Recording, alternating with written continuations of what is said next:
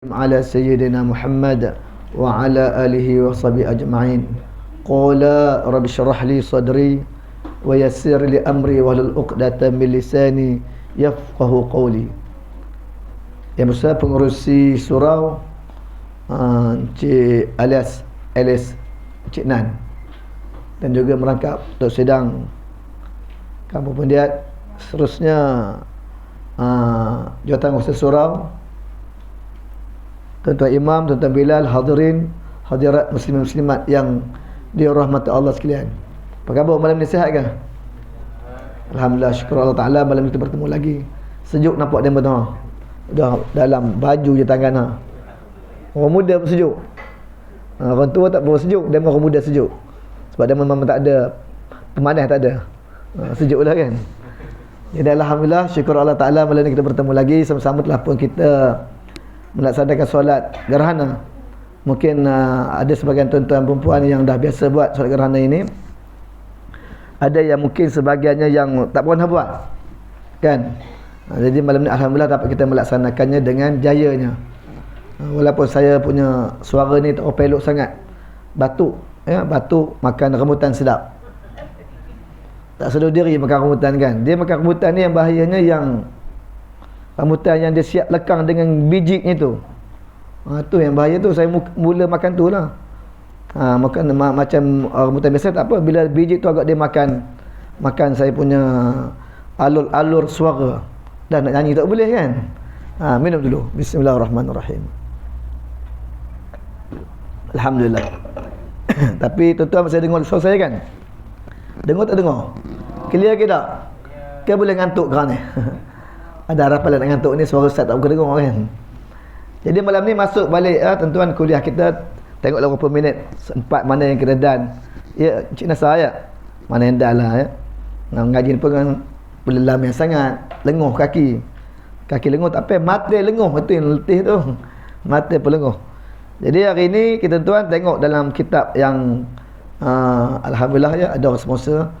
Semalam saya baca kitab ni tuan-tuan, tapi kitab yang lama dekat Masjid Qasimiyah Lailan Kiri, masih kitab ini. Jadi saya kabarlah, saya ngajar masjid kampung saya, ada orang sponsor, diam dia mendengarnya. Kitab ada orang sponsor, tak tahu 20, 30 biji dan nak beli saya. Saya pun dapat free saya tu.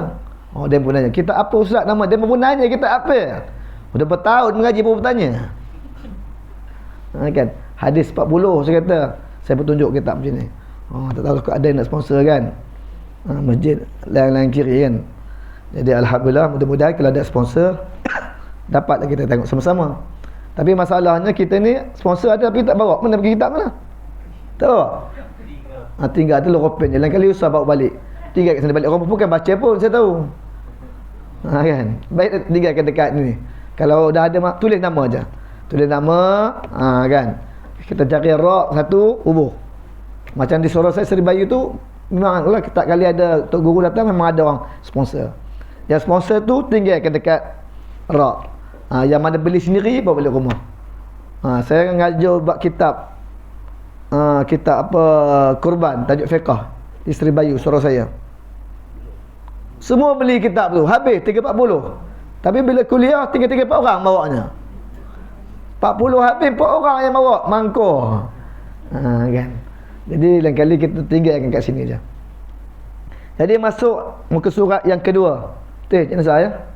Masih lagi bicara mengenai khalifah yang kedua dalam Islam, yang mana khalifah biografi ringkas perawi Umar bin Al-Khattab radhiyallahu anhu. Beliau merupakan khalifah kedua umat Islam selepas Abu Bakar radhiyallahu anhu pada 13 Hijrah. Dan beliau juga merupakan orang yang pertama yang menggunakan gelaran Amirul Mukminin. Kan Sayyidina Abu Bakar tak sebut Amirul Mukminin ya, Umar Amirul Mukminin ya.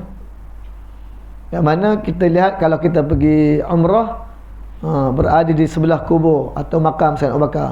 Betul tu Haji Rahmat ya? Berada di sebelah makam Sayyidina Abu Bakar. Ketika zaman jahiliyah, Umar Al-Khattab ni merupakan antara pemimpin besar Quraisy. Dia pemimpin ya. Bukan kaleng-kaleng kata orang Indonesia. Betul? Ada orang Indonesia sini?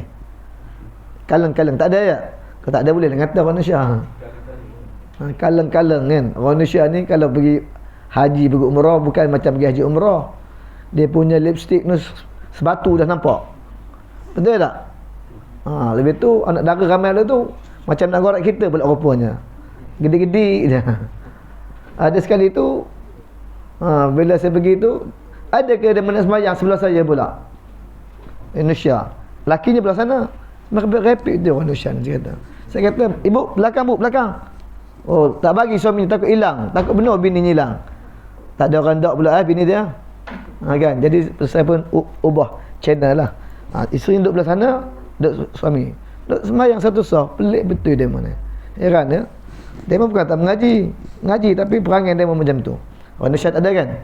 Boleh kata dia tak ada, tak boleh. Kalau dekat Masjid Kabur baru ada Indonesia. Dia cakap tengok dulu kata kan. Ustaz ni nak ngatakan nak ngajar tapi kita bincang keseluruhan, bukan mengatakan keseluruhan. Tetapi tak kenal orang tu. Baik, sama lagi.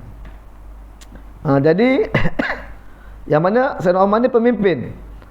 Ya. Yang mana beliau juga merupakan utusan apabila berlaku pergaduhan atau peperangan antara kaum Quraisy dan kaum-kaum yang lain. Dialah orang yang menjadi utusannya. Sebab apa orang takut? Orang takut. Beliau meluk agama Islam ketika berusia 33 tahun. Iaitu 6 tahun selepas Rasulullah dibangkitkan menjadi Rasul. Keislamannya itu merupakan pembukaan kepada umat Islam sehinggalah Allah bin Mas'ud berkata, ya, kami tidak mampu melakukan solat berhampiran Kaabah sehingga Islam ni Umar. Jadi dia waktu itu mengharapkan Umar ni masuk dalam Islam. Jadi dia masuk Islam ketika umurnya 30 tahun 6 bulan selepas Nabi SAW dia bangkit menjadi Rasul. Jadi masa ni umur Nabi berapa tahun? Umur Nabi berapa tahun tuan-tuan? Matematik sikit. Cek kira. Jangan dengar aja. Dia nak ngantuk.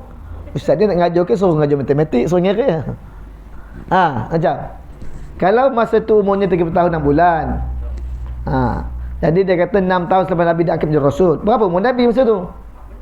46 lah.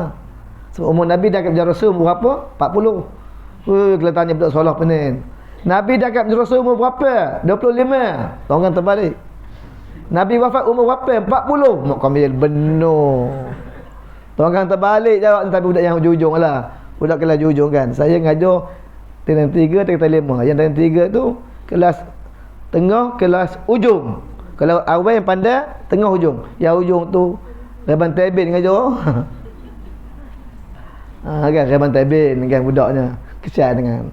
Tapi seronok ngajar dia tu kan. Dia berani sebut. Tapi tak betul sebutnya. Pakai sebut ikan sedap mulut dia aja. Okey, baik tuan-tuan yang dalam Islam. Ya, sama balik. Keislamannya selepas daripada kesukaan 40 lelaki dan 11 wanita ke dalam Islam. Maknanya lepas itu dah ada 40 orang masuk Islam tuan-tuan ya. 40 lelaki dan 11 wanita.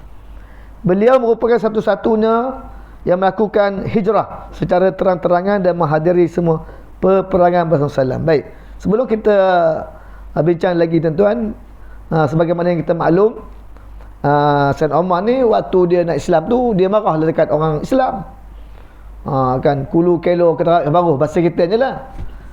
Kan dia nak mencari Nabi. Dia kata nak bunuh Nabi kata.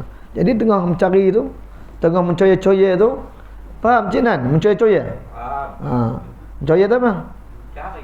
Dalam yang sini kan. Kan boleh kahwin seorang lagi lawan sini. Kan. Tengah mencoya-coya tu kata orang kafir Quraisy, dia kata, Umar, baik kamu balik ke rumah. Apa berlaku di rumah? Bahasa kita macam tu lebih kurang lah. Jadi bila Sayyidina Umar balik, tengok isterinya pula. Apa tu, adiknya sedang membaca apa? Al-Quran. Adiknya nama apa tuan-tuan ya? Adiknya bernama, kalau tak silap saya, Fatimah juga nama adik dia. Dia baca surah apa? Ingat? Surah Toha. Surah Toha. Jadi bila dengar tu hatinya lembut. Hatinya lembut. Jadi di sini kalau ada antara suami isteri-isteri hati keras tu, baca surah Toha ke isteri, lembut hatinya. Mana tahu nak kahwin seorang lagi kan? Bagi lembut hati. Marah dia mendengar ustaz itu pula dia hajui, ketik betul dengarnya. Tadi betul je rupanya dia dah mendakwin. Ya, kalau hati dia berkerah, tuan, tak mau dengar cakap kita, baca surah Toha. Embuih kat dalam waktu dia tidur tu. Tapi kita tak baca lagi, dia pada baca kat kita. Ustaz, udah ngabur, dia kata. Masing-masing malaikat pegang Quran. Nak baca surah Toha. Lepas baca, nak ngembuih kat lelaki ni pula. Kan. Yang ada lelaki suami isteri, tak ada macam mana. Enak saya tak? Dengar je lah. Kan tuan kan, dengar je. Jadi ini antara surah yang boleh melembutkan hati. Melembutkan hati anak, tuan ya, surah Toha. Sebab apa? Sayyidina Umar Al-Khattab bila dengar adiknya baca, dia memeluk agama Islam. Bismillahirrahmanirrahim. Baik, sama lagi. Tambahan pula, Umar Ibn Al-Khattab, dah baca ke belum? Dia ulang balik dia. Beliau merupakan satu-satunya yang melakukan hijrah secara terang-terangan dan menghadiri semua peperangan bersama Salam. Itu sebab kita bisa dengar bila Sayyidina Umar nak hijrah, dia kata sesiapa yang inginkan anaknya menjadi yatim piatu, sesiapa yang ingin menjadikan isterinya balu-balu, maka halangilah aku. Maknanya dia hebat. Dia cabar orang kafir Quraisy, semua tak berani. Mana dia hebatlah. Itu dia Sayyidina Umar ya. Tambahan pula, Umar bin Khattab terkenal dan ditakuti oleh penduduk Mekah sehingga Nabi SAW mendoakan agar salah seorang daripada uduk Umar meluk Islam. Berdasarkan diriwayatkan oleh Ibnu Ammar, iaitu anak beliau radhiyallahu anhu. Ya. Dia Umar ni seorang, nama seorang Umar Al-Khattab, seorang Umar Ibn Syam. Umar Al-Khattab ni, Umar Al-Khattab lah, Ibn Syam ni Abu Jahal. Ada sebut dalam doa ni, Allahumma a'izal islama bi ahabbi hadainil rajulaini ilaika bi abi jahlin au bi Umar bin Khattab fakana ahabbuhuma ila Allah Umar bin Khattab. Ya Tuhan kami, muliakanlah Islam dengan dua orang lelaki yang kau kasih ini. Apa dia? Abu Jahal atau Umar bin Khattab. Tetapi antara dua ini yang dikasihi oleh Allah Ta'ala, siapa dia? Umar Al-Khattab. Dia meluk Islam. Ya, bukan Abu Jahal. Abu Jahal sampai mati tak meluk Islam. Ya, walaupun Abu Jahal itu juga paksa Nabi kan. Paksa Nabi. Baik. Sayyidina Umar Al-Khattab merupakan antara 10 orang sahabat yang dijamin syurga. Ini disebut dalam banyak hadis Nabi sallam, antaranya hadis yang diriwayatkan oleh Abdul Rahman bin Auf radhiyallahu anhu bahawa Nabi sallam sabda, Abdul Rahman ni orang yang paling kaya lah, yang paling kaya zaman tu kan. Sebagaimana kita maklum, tak kala Umar berhijrah daripada Mekah ke Madinah, dia orang kaya Mekah dah, dia tinggalkan segala harta dekat Mekah. Bila sampai ke Madinah, dia persaudarakan dengan seorang sahabat bernama, ada kitab kata Sa'id Ar-Rabi, dia kata Sa'ad Ar-Rabi. Sa'ad nak bagi sebagian harta dia kan, nak bagi sebahagian daripada seorang daripada isterinya, semua dia tolak. Dia kata tunjukkan aku di mana tempat untuk berniaga. Ni biasa kita dengar cerita ni kan. Akhirnya dia menjadi orang kaya. Dalam perang Tabuk, dia telah menderma unta sebanyak 100 ekor unta perang. 100 ekor unta tuan-tuan. Bayangkan kalau unta reganya 5,000 je. Yang Tuan Haji Nur Rahmat, unta seekor berapa tu Haji? 7,500. Katalah 5,000 senang nak kira.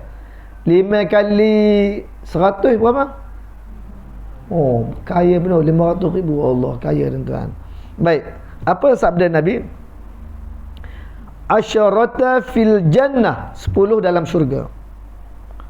Abu Bakrin fil jannah, wa Umar fil jannah, wa Uthman fil jannah, wa Ali fil jannah, wa Talhat fil jannah, wa Zubair fil jannah, wa Abdurrahman bin Auf fil jannah, wa Sa'd bin Abi Waqqas fil jannah, wa Sa'id bin Zaid fil jannah, wa Abu Ubaidah bin Al-Jarrah fil jannah.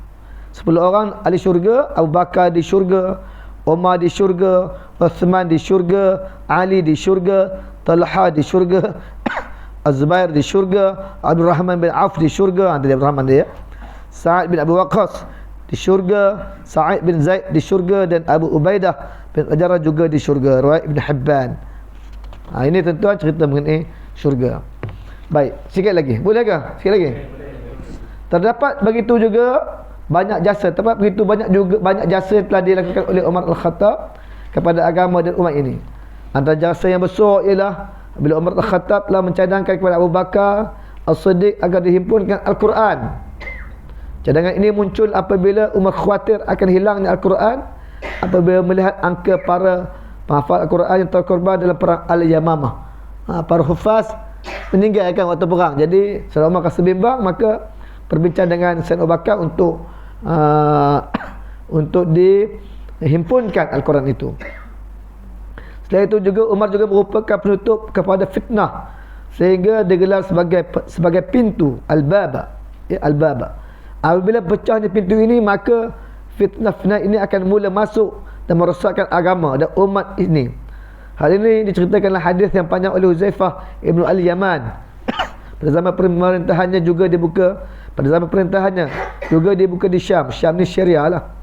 Syam, Iraq, Baitul Maqdis, Madain, Mesir dan Jazirah, sehingga empayar Islam sebab begitu luas. Tambah pula Umar bin Al-Khattab memiliki begitu banyak kelebihan dan kedudukan, antaranya yang dinyatakan sendiri oleh Nabi sallam dan juga para sahabat radhiyallahu anha. Nabi sallam yang bermaksud di sini, jika selepas daripada aku mempunyai Nabi, maka Umar adalah orangnya. Begitu. Tarah Sayyidina Umar ni, ya. Hebatnya dia. Kalau kata Nabi, kalau tak lepas ni ada Nabi, Sayyidina Umar lah nabinya. Sesungguhnya Allah Ta'ala meletakkan kebenaran di atas lidah perkataan Umar dan hatinya. Sesungguhnya ada pada kalangan umat sebelum kamu orang yang menjadi sebutan ramai kerana kebaikannya. Jika perkara ini terjadi di dalam umat ini, tentulah Umar lah orangnya. Jadi begitulah hebatnya Sayyidina Umar ni. Selain itu, para sahabat juga tabi'in dan generasi selepas itu tidak terlepas dalam menyebut dan memuji akan sifat ketokohan yang dimiliki oleh Umar Al-Khattab. Antaranya ialah Ibn Abbas menyatakan, perbanyakkanlah menyebut tentang Umar. Apabila disebut tentang Umar, maka akan disebut akan keadilannya. Apabila disebut akan keadilannya, maka akan mengingatkan kita kepada Allah Ta'ala. Abdullah bin Mas'ud juga menyatakan bahawa kita sentiasa berada dalam kemuliaan sejak Umar masuk ke Islam. Dan Mas'ud pula menyatakan bahawa kasih kepada Abu Bakar dan Umar dan mengetahui akan kelebihannya adalah daripada sunnah. Jadi tuan-tuan, inilah kelebihan-kelebihan Sayyidina Umar yang dipaparkan dalam kitab ini. Dan kita baca sikitlah sebelum membaca sunnah hadis. Kita baca babir di sini sampai surat 5 saja.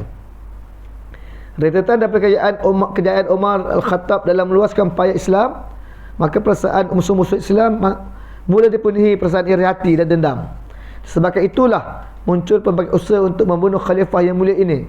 Akhirnya usaha ini berjaya dilakukan oleh seorang Majusi. Majusi ini orang yang menyembah api lah, yang menyembah api, yang bernama Abu Lu'lu'ah Al-Majusi. Abu Lu'lu'ah telah menikam beliau dengan belati yang mana dua mata hingga melukai Umar. Memiliki dua mata, belati itu ada dua mata, hingga melukai Umar dan beberapa sahabat ketika sedang menunaikan solat subuh. Nabi SAW telah mengisyaratkan bahawa Umar akan syahid berdasarkan hadis daripada Anas bin Malik radhiyallahu anhu bahawa Rasulullah, Abu Bakar, Umar dan Uthman naik di atas bukit Uhud. Kemudian gunung itu bergoncang. Bukit Uhud ni bukit yang panjangnya 7 km. 7 km kalau tuan-tuan pergi kan, tengok dekat Madinah tu panjang, dia berwarna kemerah-merahan. Bukit ahli syurga. Yang mana tempat melindungi Nabi Muhammad SAW waktu perang Uhud. Sebelah itu bukit Raumah tu. Bukit Rumah tu bukit yang perang Uhud bila orang Islam di atas. Nabi kata jangan turun Nabi kata, tapi akhirnya dia menengok ghanimah, macam dah menang ghanimah nanti pesan perang, dia mau turun. Jadi orang kafir Quraisy naik memanah orang Islam dan Nabi pun terpalit. Terlibat sekali Nabi berada di Bukit Uhud. Bukit Uhud tu bergerak-gerak melindungi Nabi. Melindungi Nabi. Inilah kelebihan Bukit Uhud ya. Baik. Sambung lagi. Apa kata lagi? Kemudian gunung itu bergoncang. Maka Rasulullah bersabda, tetaplah wahai Uhud, sesungguhnya di atasmu ada seorang Nabi, seorang As-Siddiq dan 2 orang mati syahid. Dua orang tu iaitu Sayyidina Uthman dan juga siapa dia? Sayyidina Umar Al-Khattab. Ketika diberitakan kepada Umar bahawa yang membunuhnya adalah Abu Lu'lu'ah, maka Umar berkata, apa kata dia tuan-tuan? Segala puji bagi Allah yang tidak menjadikan kematianku di tangan orang yang mengaku Muslim. Maksudnya orang bukan Islam lah, Yahud, orang Majusi. Demikianlah wafatnya seorang khalifah yang bersalam pada tahun 23 Hijrah. Setelah diangkat menjadi khalifah selama 10 tahun 6 bulan. Yang mana beliau wafat juga dalam usia 63 tahun, sama dengan Nabi, ya. Digelar syahid. Selain itu beliau dimakamkan di sebelah makam Rasulullah setelah dapat persetujuan daripada Aisyah, ini isteri Nabi, ya, Aisyah radhiyallahu anha. Jadi syahid ni tuan-tuan seperti ini, tak perlu dimandikan, tak perlu disembahyangkan, tak perlu dikafankan, terus ke bumi je. Syahid ni ada 3. Syahid dunia, syahid akhirat, syahid dunia akhirat. Yang ini namanya syahid dunia akhirat lah, tapi orang sebut mati syahid. Kalau syahid dunia, syahid yang perang kerana menegakkan perang kerana negara, umpamanya askar kita, syahid dunia tu. Walau dia akan dapat gaji, dapat duit, tu syahid dunia. Syahid akhirat seperti mati dalam keadaan mengejut, mati umpama contoh mati lemah, mati bersalin, mati kemelangan, itu mati syahid akhirat. Ada pun syahid dunia akhirat, inilah syahid yang mana tak perlu disembahyangkan, tak perlu dikafankan, tak perlu dimandikan, terus kafan, terus ke bumi dengan badan-badan, dengan darah-darah sebagai bukti berjuang menegakkan agama Allah Subhanahu wa taala. Dan mereka itu akan ditempatkan di syurga Allah. Dan pernah berlaku tuan-tuan masa perang Uhud. Lepas perang Uhud tu yang 14 mati syahid tu, berlakunya bah. Bah ni apa dia? Banjir. Apa lain mana banjir? BHB tu apa? Ulangan balik ulang. B tu apa? B. Banyak. A tu apa? Ayo. H tu? Hujan. Tu mana bah? Tak ingat ke? B tu banyak. A ayo. H banyak ayo hujan. Ada di antara mayat-mayat tu terkeluar tuan-tuan. Dan mereka mendapati sebahagian daripadanya, kebanyakannya, dan yang syahid tu semuanya masih hidup. Dan dikatakan iaitu yang mana Sayyidina Umar ni darahnya masih mengalir lagi. Allah, masih mengalir lagi tuan-tuan, walaupun dah mati tapi mengalir. Itu sebabnya dia kata orang syahid ni sebenarnya hidup. Yang mati kita. Tuan-tuan kan, kalau tak beramal ibadat matilah kita kan. Jadi itulah yang dapat kita bincangkan malam tuan-tuan, insya-Allah. Betul, Umar tu biasa berdoa untuk mati syahid sebab dia tak dapat nak pergi berperang kan. Dia suka nak pergi perang, tapi kan dia seorang khalifah, dia kena mentadbir negeri kan. Ya. Jadi dia sentiasa berdoakan diri dia agar mati syahid, Allah kabulkan doa. Ya. Betul. Para sahabat ni kan doanya dimakbulkan oleh Allah Taala. Jadi sebelum Umar masuk Islam, Nabi berdakwah pun sembunyi-sembunyi, ya, takut saja. Ya. Sebab keislaman Umar tahu ditakuti oleh orang Quraisy kan. Nabi menjadi seorang berani dan dapat semangat, ya, yang kuat. Ya. Keislaman Umar. Sebab fasa dakwah dekat Mekah 2 keadaan, ya. 3 tahun secara sunyi-sunyi, 10 tahun secara terang-terangan, ya. Itu dakwah di Mekah Al-Mukarramah. Wallahu alam. Ada apa tanya lagi sebelum kita berdoa? Kalau ada tanya, yang boleh jawab tak jawab, saya tak jawab lah, yang boleh jawab je. Tak ada. Tak ada, alhamdulillah. Jangan lupa 19 hari bulan keluar undi, ya. 19 hari bulan keluar mengundi pilihan raya kan. Baru ni dia sebut dalam khutbah Jumaat PRU 15. Bukan cerita politik. Kita suruh mengundi tahun PRU 15. Hukumnya apa dia? Hukumnya lelaki ada suami, ada kahwin isteri, tak hukum mengundi? Tak ada. Yang lelaki ni pun ingat ke pun khutbah Jumaat tu? Ke tidur? Saya baca khutbah di Masjid Pendenggala. Apa hukumnya? Wajib. Fardu kifayah. Bukan wajib, fardu kifayah, ya. Fardu kifayah. Seorang buat lain tak payah. Seorang keluar tak lain tak payah. Mangkuk. Kita keluar mengundi, ya, sama-sama tanggal 19 insya-Allah. Tapi undi ni akan dikira, ya, di akhirat nanti. Semua amal kita dikira. Semalam saya ngajar ke Masjid Ustaz, dikira ke? Kira kan? Semua dikira amalan kita. Al-yauma nakhtimu ala afwahihim wa tukallimuna aydihim wa tashhadu arjuluhum bima kanu yaksibun. Tangan kita, ya, pada waktu itu, pada hari kiamat nanti, mulut kita akan terkunci. Akan bercakap apa? Tangan anggota lain. Jadi tangan esok akan bercakap, ngudi ni. Jadi terpulanglah pada kita, tepuk dada, tanya iman, kena selera. Setelah selera nak makan, tanya iman. Wallahu a'lam bisawab. Marilah sama-sama kita berdoa. Al-Fatihah. A'udzubillahi minasyaitonir rajim. Bismillahirrahmanirrahim.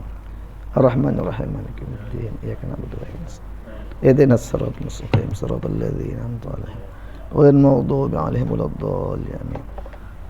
A'udzubillahi minasyaitonir rajim. Bismillahirrahmanirrahim. Alhamdulillahirabbil alamin. Salatu wassalamu ala asyrafil anbiya'i wal mursalin wa ala alihi wa sahbihi ajma'in. Allahumma inna nas'aluka imanan da'ima. Allahumma jam'na hadha kullahu jama'an marhuma wa tafarraqna min ba'dihi tafarraqan mubarakam maksuma. Ya Allah, ya Tuhan kami, ampunkan dosa-dosa kami ya Allah. Ampunkan dosa kedua bapa kami ya Allah, dosa anak-anak kami, dosa guru-guru kami, dosa adik-beradik kami, dosa pasangan kami, dosa seluruh muslimin, muslim, mukminin dan mukminat ya Allah. Ya Allah, ya Tuhan kami, dapatlah ilmu yang kami pelajari malam ini, ilmu yang bermanfaat, ilmu yang dapat kami amalkan dalam kehidupan kami, ilmu yang dapat kami sampai kepada orang lain ya Allah.